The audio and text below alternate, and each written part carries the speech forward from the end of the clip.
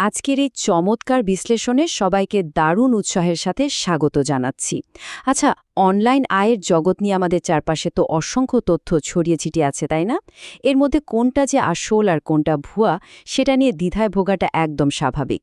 তো আজকের এই আয়োজনে চারপাশের সব অগোছালো তথ্যকে সরিয়ে ফেলে সবার সামনে একদম পরিষ্কার এবং নির্ভরযোগ্য একটা রোডম্যাপ তুলে ধরা হবে। মূল লক্ষ্যই হচ্ছে অনলাইনে আয়ের এই পুরো ইকোসিস্টেমটাকে একেবারে সহজবোধ্য করে তোলা। চলুন শুরু করা যাক। সবার মনেই কিন্তু শুরুতে সবচেয়ে বড় এই প্রশ্নটা জাগে, বাংলাদেশে বসে কি সত্যি টেকসই অনলাইন আয় সম্ভব? চারপাশের এত সব বিভ্রান্তিকর প্রতিশ্রুতির ভিড়ে এমন প্রশ্ন ওঠাটা খুবই যৌক্তিক।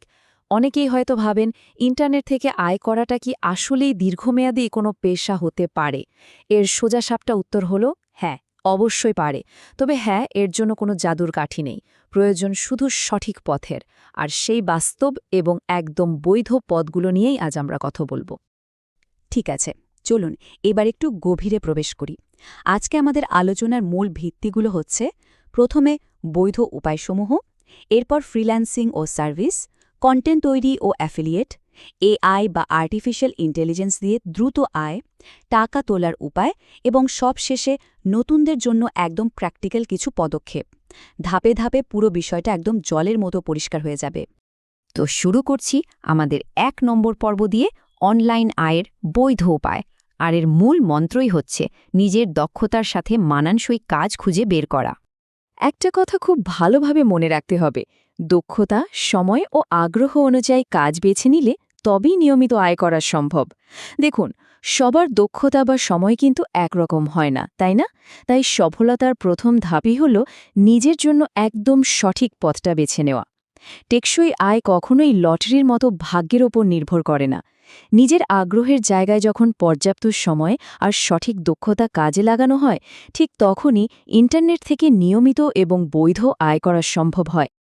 এবার আসছি ২ নম্বর পর্বে, ফ্রিল্যান্সিং এবং অনলাইন সার্ভিস, অর্থাৎ নিজের ডিজিটাল দক্ষতাকে সরাসরি কাজে লাগানোর প্রক্রিয়া।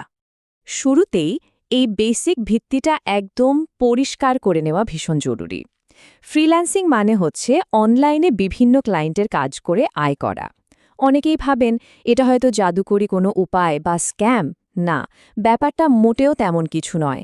এটি আমাদের প্রচলিত চাকরির মতোই শ্রম ও মেধার একটা সরাসরি বিনিময়। সোজা কথায়, ইন্টারনেটের মাধ্যমে দেশ-বিদেশের বিভিন্ন ক্লায়েন্টের নির্দিষ্ট কোনো কাজ চুক্তির ভিত্তিতে সম্পন্ন করে দেওয়াই হল ফ্রিল্যান্সিং। আর এই ফ্রিল্যান্সিং জগতের বৈচিত্র্য দেখলে রীতিমতো অবাক হতে হয়। একদিকে আছে graphic design, video editing, web design, digital marketing বা ডাটা এন্ট্রির মতো তুমুল জনপ্রিয় সব কাজ। এগুলোর জন্য ফাইভার, আপওয়ার্ক বা ফ্রিল্যান্সারের মতো প্ল্যাটফর্মগুলো প্রধান হাব হিসেবে কাজ করে। আবার ধরুন, নির্দিষ্ট কোনো বিষয় খুব ভালো দক্ষতা রয়েছে, যেমন ইংরেজি, আইন, কম্পিউটার বা কোরআন শিক্ষা, তাহলে অনায়াসে অনলাইন কোচিং করানো সম্ভব। এর বাইরেও আরেকটা দারুণ উপায় আছে, নিজের তৈরি পিডিএফ বই, টেমপ্লেট, সিভি ডিজাইন বা লোগোর মতো ডিজিটাল প্রোডাক্ট একবার তৈরি করে অনলাইনে বারবার বিক্রি করেও আয়ের চমৎকার সুযোগ রয়েছে। চলুন এগিয়ে যাই আমাদের ৩ নম্বর পর্বে, কন্টেন্ট তৈরি এবং অ্যাফিলিয়েট, যার মূল ফোকাস হল দর্শক তৈরি করা এবং সেখান থেকে কমিশন আয় করা। সরাসরি ক্লায়েন্ট সার্ভিসের চেয়ে কন্টেন্ট তৈরির ইকোসিস্টেমটা কিন্তু একটু ভিন্ন। এখানে দুটো প্রধান প্ল্যাটফর্মের দিকে নজর দেওয়া যাক, ইউটিউব আর ফেসবুক। ইউটিউবে ধরুন শিক্ষা, টেক টিপস কিংবা আইন বিষয়ক ভিডিও তৈরি করে মূলত বিজ্ঞাপন এবং ভিউ থেকে আয় আসে। আর এসব ক্ষেত্রে ক্যানভা বা ক্যাপকাটের মতো টুলগুলো একদম ম্যাজিকের মতো কাজ করে। অন্যদিকে ফেসবুকে আয়ের প্রধান উপায় হল ইনস্ট্রিম অ্যাড, রিলস বা স্পন্সর্ড পোস্ট। তবে ফেসবুকে সফল হতে হলে নিয়মিত ভিডিও আপলোড করা এবং দর্শকদের সাথে গভীর এনগেজমেন্ট ধরে রাখাটা একদম অপরিহার্য। আর ইউটিউবের কথা যখন আসলই, তখন এই জাদুকরি নম্বরগুলোর কথা বলতেই হয়, ১,০০০ এবং ৪,০০০। হ্যাঁ, ইউটিউব থেকে চ্যানেল মনিটাইজেশন বা আয়ের প্রক্রিয়া চালু করার জন্য চ্যানেলে ঠিক ১,০০০ সাবস্ক্রাইবার এবং ৪,০০০ ঘন্টা ওয়াচ টাইম অর্জন করতে হবে। অথবা ইউটিউব শর্টসের ক্ষেত্রে নির্দিষ্ট ভিউয়ের শর্ত পূরণ করতে হবে। তবে মনে রাখতে হবে, এটা কিন্তু রাতারাতি একদিনে হয়ে যায় না। এর জন্য প্রয়োজন প্রবল ধৈর্য এবং ধারাবাহিকতা। আচ্ছা, যারা ক্যামেরার সামনে আসতে চান না, তাদের জন্য কি উপায়? চিন্তার কিছু নেই। ভিডিও ছাড়াও শুধু লেখালেখি বা প্রোডাক্ট রিকমেন্ডেশনের মাধ্যমেও চমৎকার আয়ের উৎস তৈরি করা যায়। ওয়ার্ডপ্রেস বা ব্লগার ব্যবহার করে নিজের ওয়েবসাইটে আর্টিকেল লিখলে গুগল অ্যাডসেন্স থেকে সরাসরি আয় হতে পারে। এর পাশাপাশি রয়েছে অ্যাফিলিয়েট মার্কেটিং। বিষয়টা খুব সিম্পল। অ্যামাজন বা লোকাল প্ল্যাটফর্ম দারাজের মতো সাইটগুলোতে অন্যের পণ্য প্রমোট করে বিক্রি করে দিলে সেখান থেকে নির্দিষ্ট হারে একটা কমিশন পাওয়া যায়।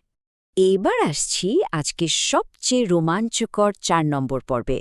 এআই বা আর্টিফিশিয়াল ইন্টেলিজেন্স দিয়ে দ্রুত আয়। ডিজিটাল দুনিয়ার সবচেয়ে দ্রুত বর্ধনশীল সেক্টর এটি। সত্যি বলতে কি, ডিজিটাল দুনিয়ার সবচেয়ে যুগান্তকারী পরিবর্তনটা আনছে এই কৃত্রিম বুদ্ধিমত্তা। সনাতন পদ্ধতির ম্যানুয়াল রাইটিং বা ম্যানুয়াল ডিজাইনের জায়গা এখন খুব দ্রুত দখল করে নিচ্ছে এআই। আর এতে কাজগুলো হচ্ছে বহুগুণ দ্রুত এবং একদম নিখুঁত। আগে যে কাজে ঘন্টার পর ঘন্টা লাগত, এখন এআই দিয়ে নিমেষে ভিডিও বানানো, চমৎকার থাম্বনেইল ডিজাইন করা, দারুণ সব ভয়েস ওভার দেয়া, এমনকি ক্লায়েন্টদের জন্য অটোমেটেড চ্যাটবট সার্ভিস তৈরি করাও সম্ভব হয়ে যাচ্ছে। এটা লিটারালি একটা গেম চেঞ্জার। এই যে নতুন একটা বিপ্লব চলছে, একে সামনে থেকে নেতৃত্ব দিচ্ছে চ্যাটজিপিটি, নোটবুক এলএম এবং মিডজার্নির মতো দুর্দান্ত সব টুল। বর্তমান যুগের ডিজিটাল কর্মীদের জন্য এগুলো কেবল টুল নয়, বরং একেবারেই অপরিহার্য হাতিয়ার। এই টুলগুলোর সঠিক ব্যবহার জানা থাকলে কাজের স্পিড যেমন রকেটের মতো বাড়ে, ঠিক তেমনি আয়ের পথও দ্রুত প্রসারিত হয়। এরপর আসছি আমাদের ৫ নম্বর পর্বে, বাংলাদেশ থেকে টাকা তোলা, অর্থাৎ পেমেন্ট সংক্রান্ত যে লজিস্টিক্স বা সমস্যাগুলো আছে সেগুলোর সমাধান। দেখুন, ডিজিটাল দুনিয়ায় এত সব সম্ভাবনা তো দেখলাম, কিন্তু দিন শেষে সবচেয়ে ক্রুশিয়াল পয়েন্ট হলো কষ্ট করে আয় করা সেই অর্থ দেশে আসবে কিভাবে। এখানেই সবচেয়ে বড় ভ্রান্ত ধারণাটা দূর করা প্রয়োজন। দেশে পেপ্যাল নেই বলে ফ্রিল্যান্সিং করা যাবে না, এই কথাটা সম্পূর্ণ ভুল। পেপ্যাল না থাকাটা সফলতার পথে বা অনলাইন কেরিয়ারে কোনোভাবেই কোনো বড় বাধা নয়। পেপ্যাল ছাড়াও সম্পূর্ণ বৈধ ও কার্যকর উপায়ে আন্তর্জাতিক প্ল্যাটফর্মগুলো থেকে দেশে টাকা আনার দারুণ সব উপায় রয়েছে। যেমন ধরুন পেওনিয়ার। এর মাধ্যমে খুব সহজেই সরাসরি লোকাল ব্যাংকে টাকা ট্রান্সফার করা যায়। এছাড়াও রয়েছে ওয়াইজ। আর অবাক করার মতো ব্যাপার হলো, আজকাল কিছু কিছু প্ল্যাটফর্ম সরাসরি মোবাইল ব্যাংকিংয়ের মাধ্যমেও টাকা তোলার দারুণ সুবিধা দিচ্ছে। এই বিশ্বস্ত আর্থিক সেতুগুলো আন্তর্জাতিক আয়ের পথকে একেবারে বাধাহীন করে তুলেছে। চলুন এবার আমাদের সর্বশেষ ৬ নম্বর পর্বে যাওয়া যাক, নতুনরা কিভাবে শুরু করবেন। এর জন্যে রয়েছে একটি প্র্যাকটিক্যাল ৫ ধাপের কর্মপরিকল্পনা। এতক্ষণ তো অনেক থিওরি নিয়ে কথা হলো, এবার একটা একদম বাস্তব এবং অ্যাকশনেবল কর্মপরিকল্পনায় আসা যাক। প্রথম ধাপ, যে কোনো একটি নির্দিষ্ট দক্ষতা শিখতে হবে। মনে রাখবেন, একসাথে সব নয়। দ্বিতীয় ধাপ হচ্ছে প্রতিদিন অন্তত ১ থেকে ২ ঘন্টা সেই নির্দিষ্ট দক্ষতার ওপর প্র্যাকটিস করা। তৃতীয় ধাপটা কিন্তু অত্যন্ত কৌশলী। ফাইভার বা আপওয়ার্কে বড় ক্লায়েন্টের খোঁজে নামার আগে সোশ্যাল মিডিয়া যেমন ফেসবুক বা ইউটিউবে নিজের কাজের একটা চমৎকার পোর্টফোলিও প্রদর্শন করা। এরপর চতুর্থ ধাপে গিয়ে প্রফেশনাল অ্যাকাউন্ট খুলতে হবে। আর পঞ্চম এবং শেষ ধাপ হল শুরুতেই বড় প্রজেক্টের আশা না করে ছোট ছোট কাজ দিয়ে নিজের অভিজ্ঞতা আর রেটিংটা বাড়িয়ে নেওয়া। সবার পরিস্থিতি বা প্রয়োজন কিন্তু একরকম হয় না।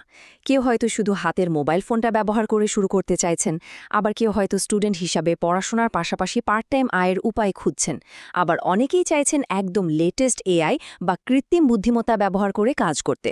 এই প্রতিটি ভিন্ন ভিন্ন চাহিদার উপর ভিত্তি করে অনলাইনে অসংখ্য বিস্তারিত গাইড আর সহজ পদ্ধতিগুলো খুব সহজেই পাওয়া সম্ভব। পুরো আলোচনার শেষে সবার জন্য একটা ভাবনার জায়গা রেখে যেতে চাই।